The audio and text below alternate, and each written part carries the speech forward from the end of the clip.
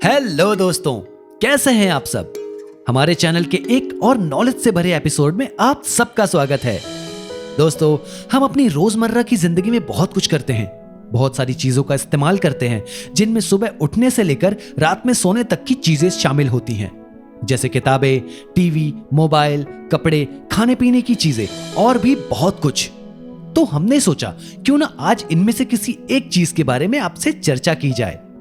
पर उससे पहले अगर आपने हमारे चैनल को सब्सक्राइब ना किया हो तो बिना समय गंवाए कर दीजिए, क्योंकि हम इसी तरह के ज्ञान, हंसी और रहस्य भरी चीजें आप तक पहुंचाते रहते हैं।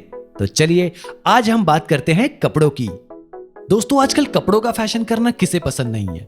बच्चों से लेकर बड़ों तक हर कोई ट्रेंडिंग फैशन के अकॉर्डिंग अपने पहनावे में चेंज करता रहता है।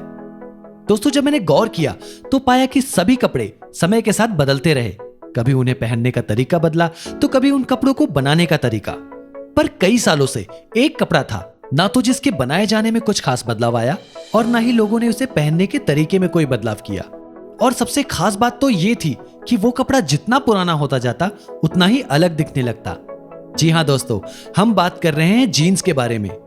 जैसा कि आप सभी जानते हैं कि सभी कपड़ों में जीन्स सबसे ज्यादा मजबूत और लॉन्ग लास्टिंग होते हैं। दरअसल इसे बनाने का मकसद भी कुछ ऐसा ही था कि ये ज्यादा समय तक और ज्यादा रफ तरीके से इस्तेमाल किया जा सके। और सबसे बड़ी बात तो ये कि जीन्स का फैशन कभी आउट ऑफ फैशन हुआ ही नहीं।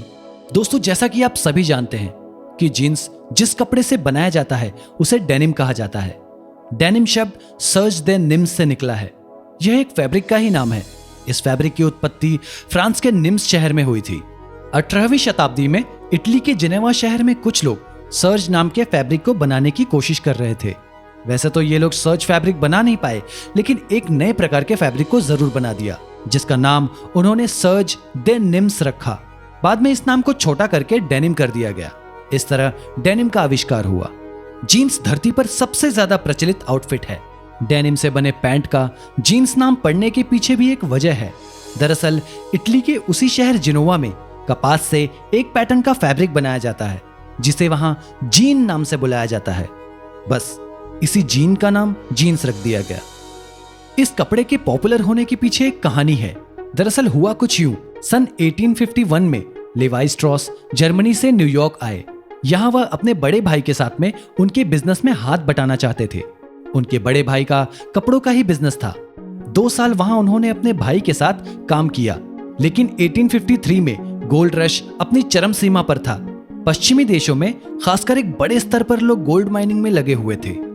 जब लेवाई स्ट्रॉस ने इस बात को जाना तो वो सैन फ्रांसिस्को में जाकर अपने इस व्यापार को बढ़ाने के बारे में सोचने लगे, और इसी सोच के साथ वो सैन फ्रांसिस्को चले भी आए।